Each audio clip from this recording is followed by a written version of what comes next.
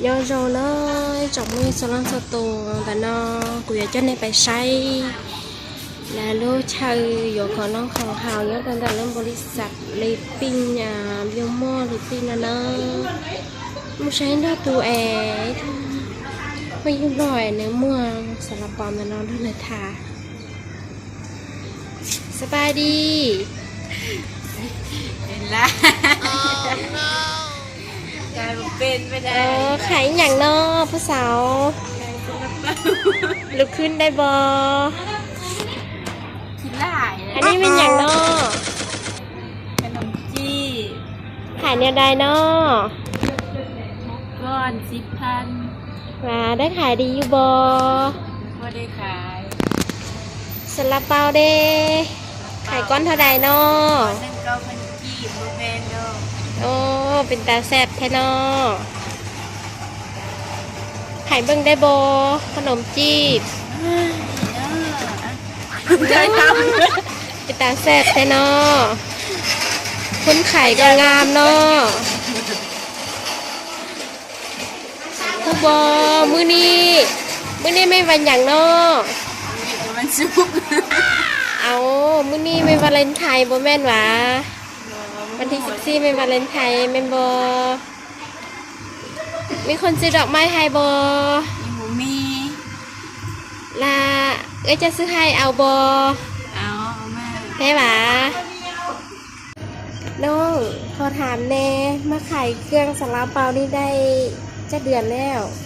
ในเดือนปลายนะเจ้าขายเนาะเดือน1,000,000เอาก็ดีแล้วได้ดีกว่าเขาอยู่ล่าเดี๋ยวมึงบ่ได้จะกีบเนาะว่าจังได๋อีกสุนพอเนาะมาได้เรียนเรื่องสุนพอยังน่าอายอยู่เนาะเป็นเรื่องค่าไข่ซาลาเปาต้องปากเว้าละลายเด้อจึงได้ขายเด้อแม่ค้าซาลาเปาแม่ค้าขายขนมจีบโดยจ้าซุปซอยเนาะซาลาเปาจะซื้อเอาหมูแดง2 ก้อนเอาหมูสับ2 ก้อนเด้อแป๊บนึงเด้อขนมจีบเอาสุกหนึ่งเป็นตาแซ่บแท้แม่ค้าในหางก็มาได้เดือนไปยังน่าอายอยู่เนาะไว้แล้ว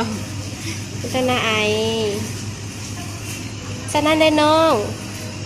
ขัดใจละหลายเด้อเป็นอย่าง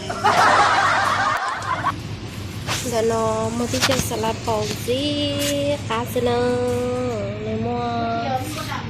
สลัดปองในหม้อนั้นเราใส่ในหม้อใบเตยใส่ครีมไม่ใส่หมักม่วงถั่วดำหม้อหมูสักไข่เค็มหม้อกุ้งสับเจ้าจากหม้อลาวาไข่หม้อหมูแดงเทียมที่จะมีสีฟ้าทันทอแต่เราใส่กระเป๋าสัตว์เล็กพวกเราใส่ชอบไปได้ตัวเดี๋ยวเขาชอบเราลีหรือมัวมาเลยมัวจะเราอบเรานอนอย่างนี้มัวชูนี่เสียค่ะก็ชอบเราจะสลับปนก็โดนไตก็ชัดจ่อว่าอยู่ต่อเต้นทุกเกณฑ์น่ะจะนอนในจะแป้งเราตานุ่มจริงๆก็ชอบเราเดียวจะขนมจีบน่ะรอก็ถ้าเขาใช้ชอบเราลิเคียกูก็ชิบะเดียที่เขาจะอะไรอย่างเจ้าวัฒนโมนออะไรอยู่ว่าเราเลยจุ่มมือไปเจียวเนี่ยไปอยู่จะเป็นชุดก็อาชับเราเนาะ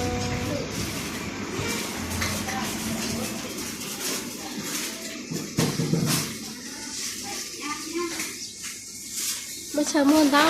อยากจะโชว์ขนมกับเจ้าเลยปั้นตัวสมัครเกียน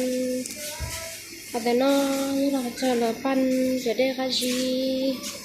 น้ำมันกุดน้ำหมักม่วงน้ำหมักเผาผสมดอกอัญชันน้ำอ้อยน้ำมันทำเต้าอย่างเนาะนี่ฮะเดนี่จะกดสีเดซื้อชิมมันน้ำก้อนชิมมันเปียทาชิมมันได้ชิลี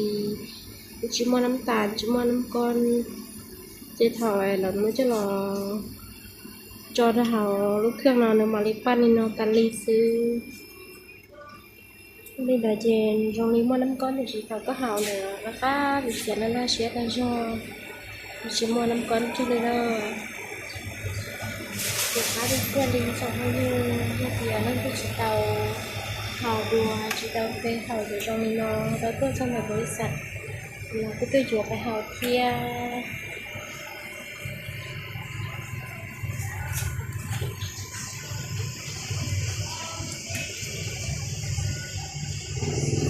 nó cho nên tôi cho trong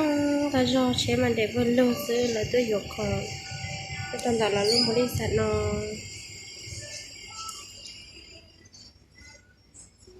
để nó cũng như là chờ là mua bên tà mua không chỉ chưa chờ thôi già là lưỡi mua nó hắn phở xếp rồiเขาchờ nó buffet hoặc buffet xá bụng nó chỉ cá nhân là phải nó theo